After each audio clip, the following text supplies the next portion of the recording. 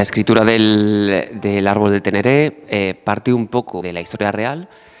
Entonces estructuramos un poco esa historia real como en capítulos, desde ubicar al árbol hasta hablar del propio árbol, de sus características, después hablar un poco de su peculiaridad, que en este caso era la soledad, porque era uno de los temas también de los que queríamos hablar, la soledad. Después un poco también, hablar no solo en negativo de la soledad, sino también en positivo. Y después narrar un poco el accidente, ¿no? El accidente y lo que nosotros pensábamos que al final podía ser el símbolo de la muerte de este árbol.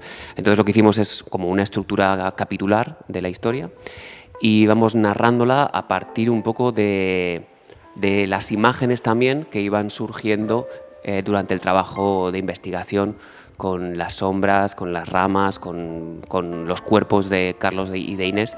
Un poco, nos nutríamos juntos, ¿no? Yo de las imágenes y las imágenes de la escritura. Y el formato es el formato de un cuento al final. Y sí, desde el principio estaba pensado que fuera para público infantil.